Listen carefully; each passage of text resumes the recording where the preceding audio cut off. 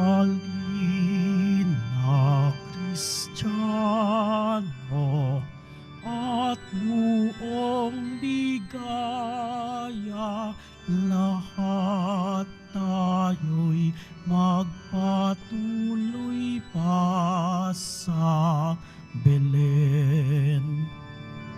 Ating dalawin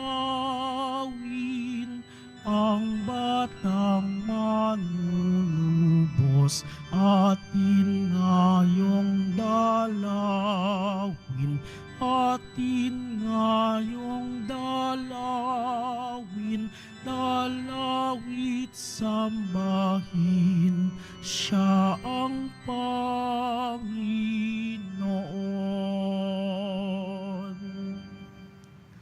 Sa ngalan ng Ama at ng Anak at ng Espiritu Santo, Amen. sumainyo ang Panginoon. At sumayo rin. Mga kapatid, aminin natin ang ating mga kasalanan upang tayo ay maging marapat gumanap sa banal na pagdiriwang.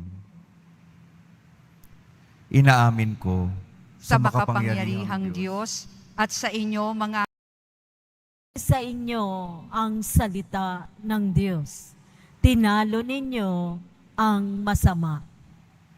Huwag ninyong ibigin ang sanlibutan o ang mga bagay sa sanlibutan. Ang umiibig sa sanlibutan ay hindi umiibig sa Ama, sapagkat ang lahat ng nasa sanlibutan ang nakapupukaw sa masasamang pita ng laman, ang mga nakatutokso sa paningin, at ang karangyaan sa buhay ay hindi nagmumula sa Ama, kundi sa sanlibutan. Mapaparam ang sanlibutan at lahat ng kinahuhumalingan nito. Ngunit ang sumusunod sa kalooban ng Diyos ay mabubuhay magpakailanman.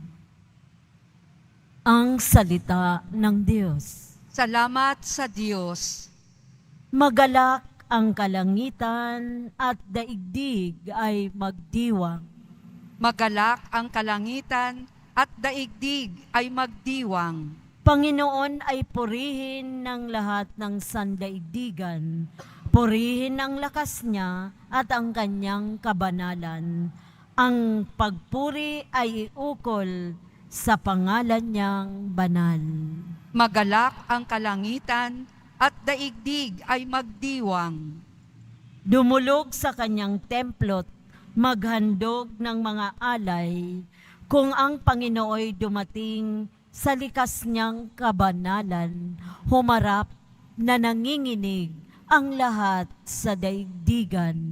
Magalak ang kalangitan at daigdig ay magdiwang. Panginooy siya'y hari, sa daigdig ay sabihin, sanlibutay matatag na, kahit ito ay ugain. Sa paghatol sa nilikha, lahat pantay sa paningin.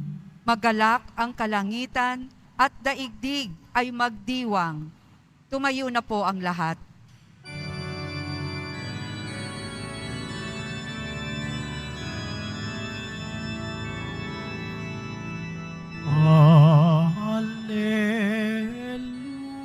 Hallelujah, hallelujah,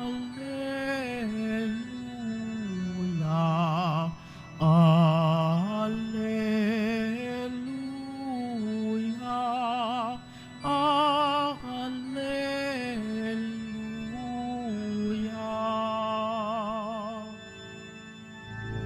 Banal na araw sumikat, halina't sumambang lahat sa nanaog na liwanag. Alleluia,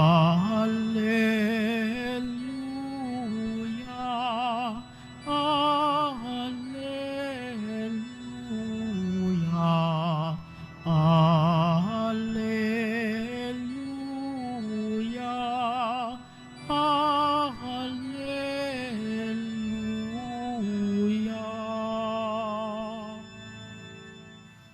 Sumainyo ang Panginoon. At sumayo rin. Ang mabuting balita ng Panginoon ayon kay San Lucas. Papuri sa iyo, Panginoon. Noong panahong iyon, naroon sa templo ang isang propetang babae na ang pangalan ay Ana, anak ni Fanuel na mula sa lipi ni Aser. Siya ay napakatanda na. 7 taon lamang silang nagsama ng kanyang asawa nang siya'y mapalo. At ngayon, 84 na taon na siya. Lagi siya sa templo at araw-gabi sumasamba sa Diyos sa pamamagitan ng pag-aayuno at pananalangin. Lumapit siya ng oras ding iyon at nagpasalamat sa Diyos. Nagsalita rin siya tungkol kay Jesus sa lahat ng naghihintay sa pagpapalaya ng Diyos sa Jerusalem. Nang maisagawa ng mga magulang ni Jesus ang lahat ng bagay ayon sa kautusan, bumalik na sila sa kanilang bayan sa Nazaret, Galilea. Ang batang si Jesus ay lumaking malakas, marunong at kalugod-lugod sa paningin ng Diyos. Ang mabuting balita ng Panginoon. Pinupuri ka namin, Panginoong Heso Kristo. Magsiupo muna po ang lahat.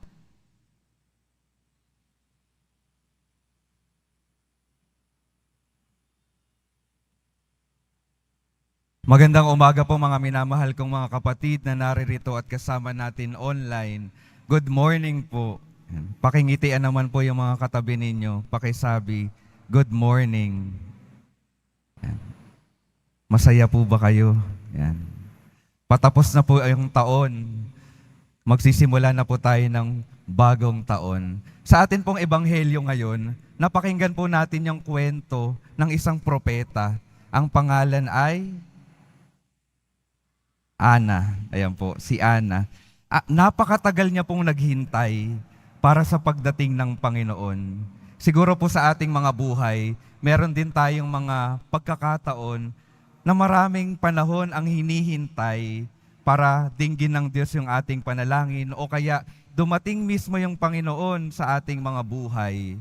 May itinuturo po sa atin yung paghihintay ng propetang si Ana. Sabi po ni San Agustin, may dahilan daw po kung bakit tayo pinaghihintay ng Panginoon. Ang dahilan daw, kasi daw maliit pa yung ating mga puso at yung gusto niyang ibigay ay napakalaki. Sa panahon ng paghihintay, ang nais ng Panginoon, palakihin yung kapasidad ng ating mga puso para tanggapin ang napakalaking biyaya niya para sa ating lahat. Kaya habang tayo ay naghihintay, ang una sanang imbitasyon sa atin, tayo ay magpahanda sa Panginoon. Yung panahon po ng paghihintay, ito yung paraan, yung pagkakataon para sa Panginoon, para palakihin yung ating mga puso, para ihanda tayo sa napakalaking grasyang nais niyang ibigay sa ating mga buhay.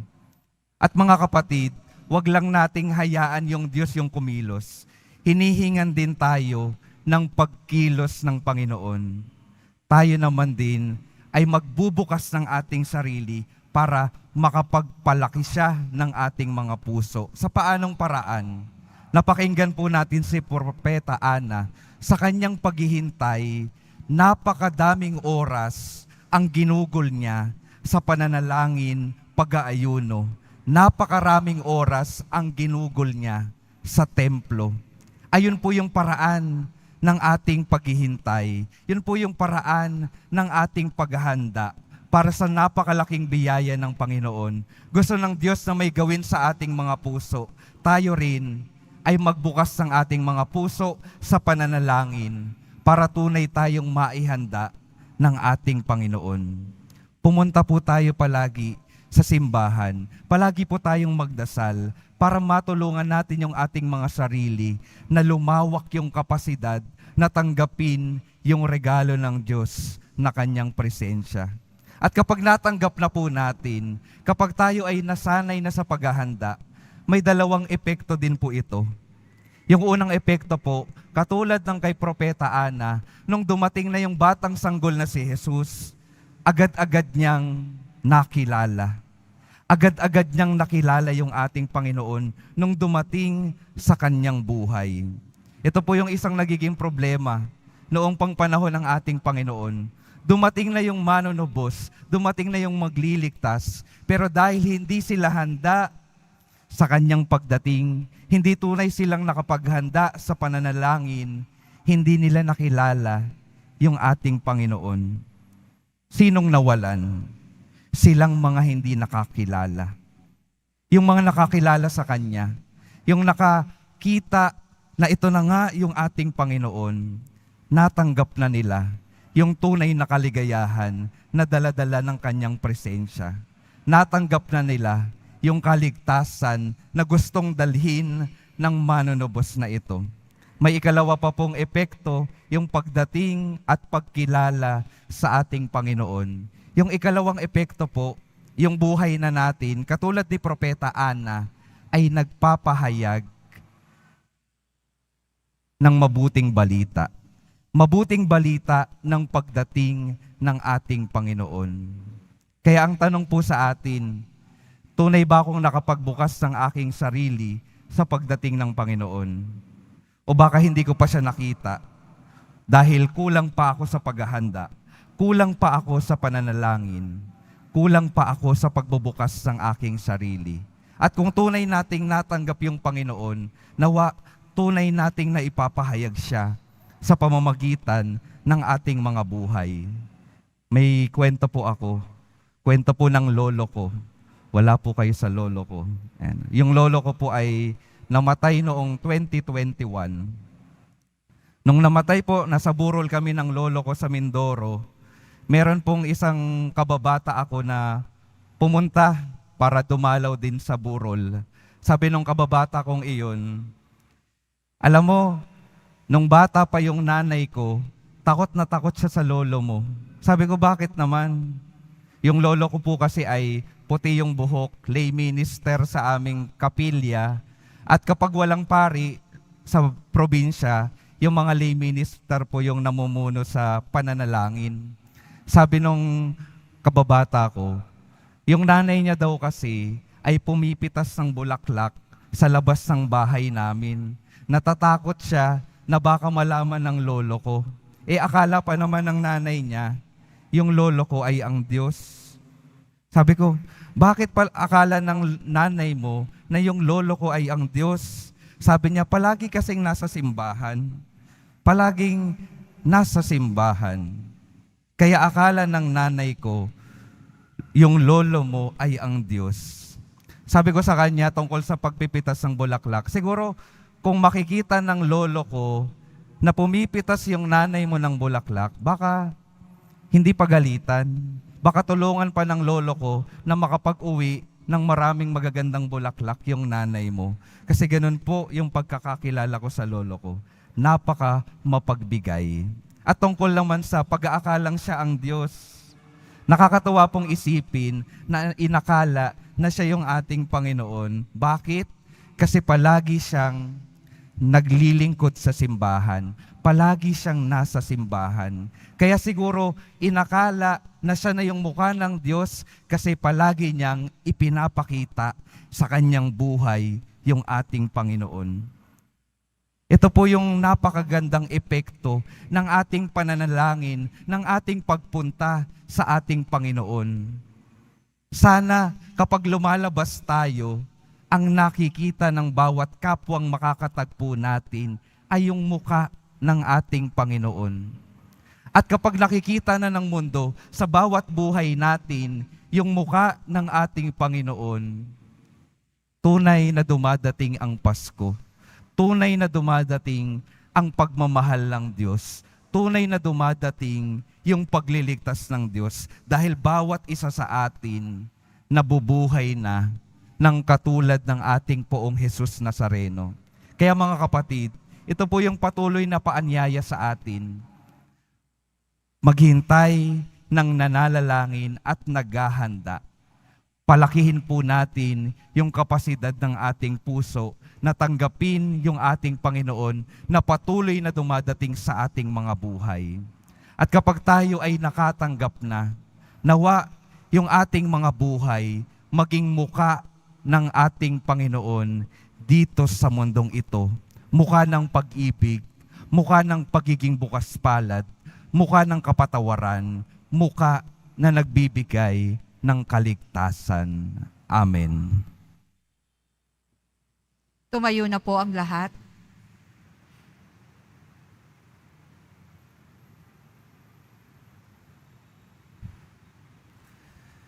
Minamahal kong mga kapatid, inialay ng propetang si Ana ang kanyang buong buhay sa paglilingkod sa Panginoon at hindi napagod sa pagsamba sa Diyos sa araw at gabi.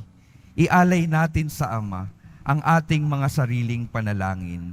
Sa bawat panalangin na ating itutugon, Diyos ng aming mga pag-asa, dinggin mo ang aming panalangin. Diyos ng aming mga pag-asa, dinggin mo ang aming panalangin. Ang simbahan naway makapag-alay ng karapat-dapat na pagsamba sa Diyos at maging tapat sa pagdulog sa Diyos ng mga pangangailangan ng mga tao sa pamamagitan ng panalangin. Manalangin tayo.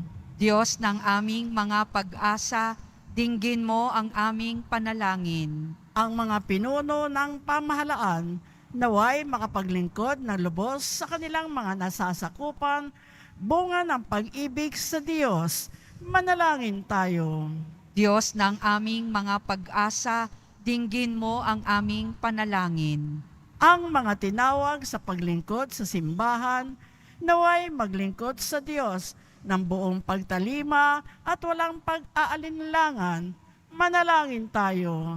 Diyos ng aming mga pag-asa, dinggin mo ang aming panalangin. Ang mga may sakit at pinag-uusig, naway ialay sa Diyos ang mga pagsubok at paghihirap na kanilang dinaranas bilang angkop na pagsamba. Manalangin tayo. Diyos ng aming mga pag-asa, dinggin mo ang aming panalangin. Ang mga yumao, naway maihanay sa mga banal at mga anghel sa kanilang pagsamba sa langit. Manalangin tayo. Diyos ng aming mga pag-asa, dinggin mo ang aming panalangin. Diyos na aming Ama, nilikha mo kami para sa iyo. Tulungan mo kaming parangalan ka sa pamamagitan ng aming huwarang pamumuhay. Hinihiling namin ito sa pamamagitan ni Kristong aming Panginoon. Amen. Magsiupo muna ang lahat.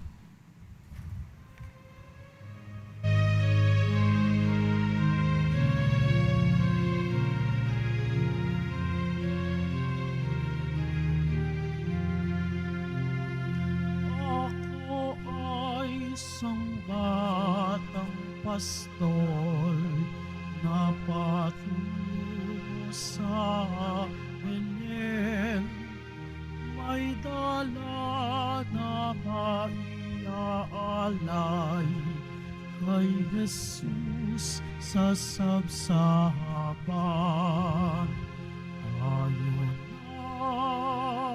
Tayo na, sa Belen tayo na sa Belen. At doon kay sarap mag-awitan sa tabi ng sabsaban.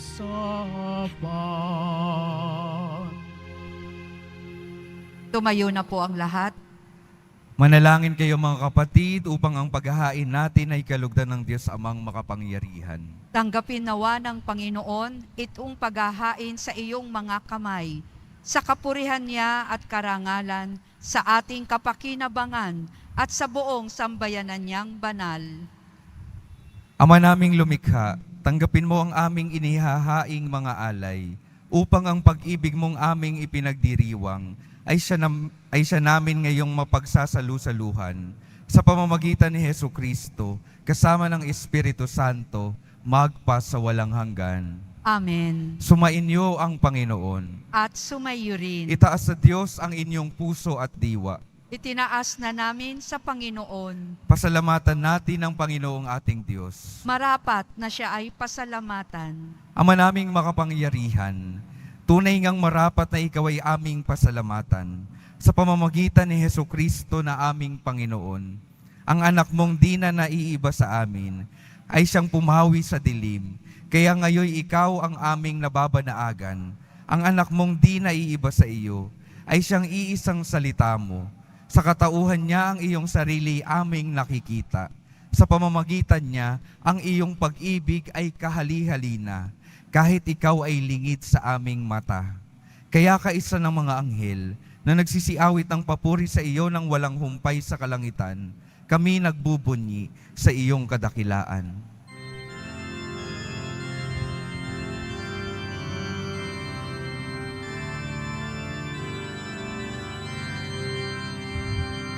Santo, Santo, Santo, Panginoong Diyos ng mga hukbo.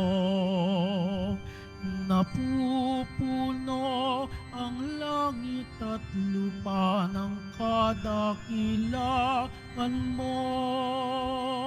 Hosana, Hosana sa kaitaasan. Hosana, Hosana sa kaitaasan. Pinagpala ang naparirito sa ngalan ng Panginoon. Hosana, Hosana sa kaitaasan. Hosana, Hosana sa kaitaasan. Lumuhod po ang lahat. Ama naming banal, ikaw ang bukal ng tanang kabanalan. Kaya't sa pamamagitan ng iyong Espiritu, gawin mong banal ang kaloob na ito upang para sa amin maging katawan at dugo ng aming Panginoong Hesu Kristo. Bago niya pinagtiis ang kusang loob na maging handog, hinawakan niya ang tinapay, pinasalamatan kanya, pinaghati-hati niya iyon, iniabot sa kanyang mga alagad at sinabi, "Tanggapin ninyong lahat ito at kanin. Ito ang aking katawan na ihahandog para sa inyo."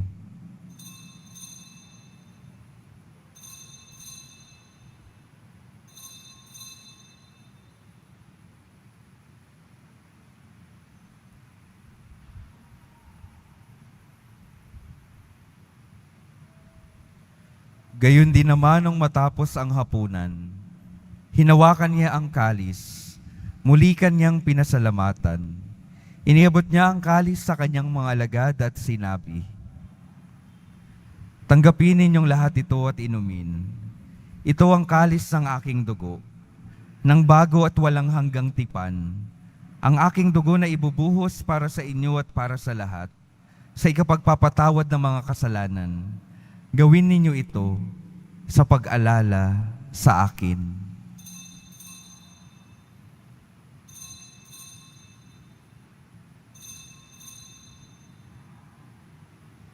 Tumayo na po ang lahat. Ipagbunyi natin ang misteryo ng pananampalataya. Si Kristo'y namatay, si Kristo'y nabuhay, si Kristo'y babalik sa wakas ng panahon. Ama, ginagawa namin ngayon ang pag-alala sa pagkamatay at muling pagkabuhay ng iyong anak. Kaya't iniaalay namin sa iyo ang tinapay na nagbibigay buhay at ang kalis na nagkakaloob ng kaligtasan. Kami nagpapasalamat dahil kami iyong minarapat na tumayo sa harap mo para maglingkod sa iyo. Isinasamo namin kaming magsasalo-salo sa katawan at dugo ni Kristo ay mabuklod sa pagkakaisa sa pamamagitan ng Espiritu Santo. Ama, lingapin mo ang iyong simbahang laganap sa buong daigdig. Puspusin mo kami sa pag-ibig, kaisa ni Francisco na aming Papa at ni Jose na aming Obispo at ng Tanang Kaparian. Alalahanin mo rin ang mga kapatid naming nahimlay nang may pag-asang sila'y muling mabubuhay. Gayon din ang lahat ng mga pumanaw. Kaawaan mo sila at patuloyin sa iyong kaliwanagan. Kaawaan mo at pagandapatin kaming lahat na makasalo sa iyong buhay na walang wakas.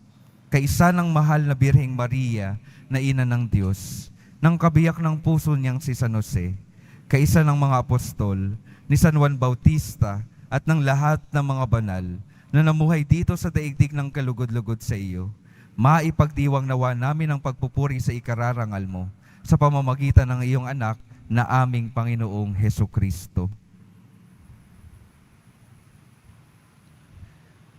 Sa pamamagitan ni Kristo, kasama niya at sa Kanya, ang lahat ng parangal at papuri ay sa iyo, Diyos Amang makapangyarihan, kasama ng Espiritu Santo, magpas sa walang hanggan.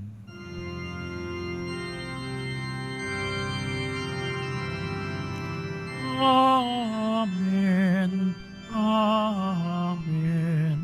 Amen.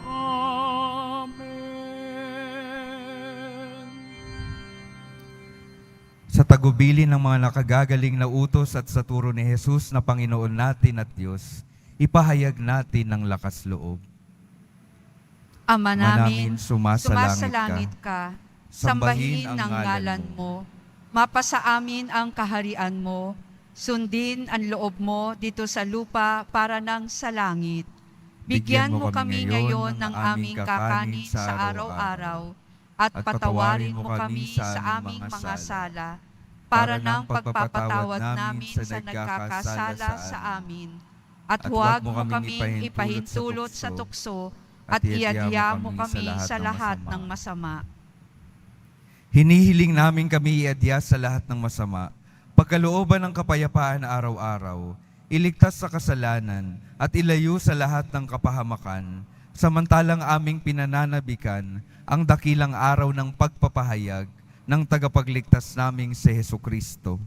Sapagkat iyo ang kaharian at ang kapangyarihan at ang kapurihan magpakailanman. Amen. Panginoong Hesukristo, sinabi mo sa iyong mga apostol, kapayapaan ang iniiwan ko sa inyo, ang aking kapayapaan ang ibinibigay ko sa inyo. Tunghayan mo ang aming pananampalataya at huwag ang aming pagkakasala. Pagkalooban mo kami ng kapayapaan at pagkakaisa ayon sa iyong kalooban, kasama ng Espiritu Santo, magpas sa walang hanggan. Amen. Ang kapayapaan ng Panginoon ay laging sumainyo. At sumayo rin. Magbigayan kayo ng kapayapaan sa isa't isa.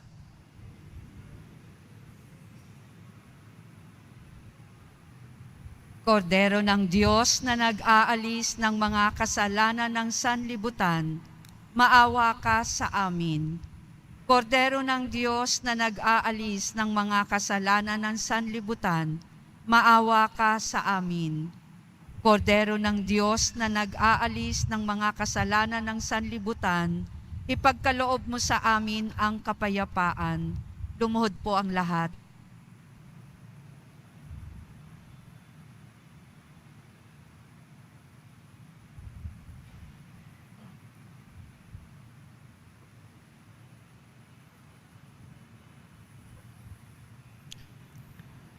Ito ang kordero ng Diyos. Ito ang nag-aalis sa mga kasalanan ng sanlibutan. Mapalad ang mga inaanyayahan sa kanyang piging. Panginoon, hindi ako karapat-dapat na magpatuloy sa iyo, ngunit sa isang salita mo lamang ay gagaling na ako.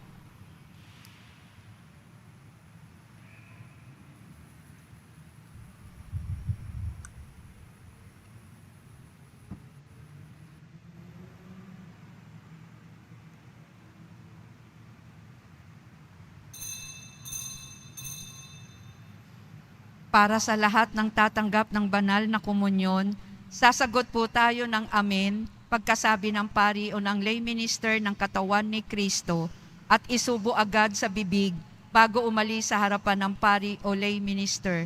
Sumunod po tayo. Maraming salamat po.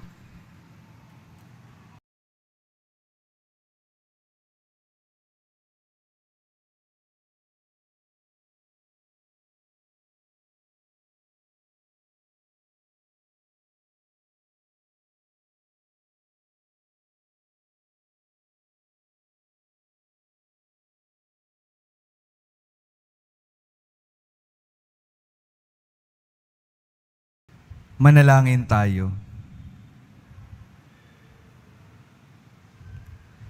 Ama naming mapagmahal, ang ipinagkaloob mong aming pinagsaluhan ay mapakinabangan nawa namin araw-araw upang sa pagtanggap namin sa iyong ibinigay, kami pagindabating maging hain sa iyo kailanman sa pamamagitan ni Hesukristo, kasama ng Espiritu Santo, magpas sa walang hanggan. Amen.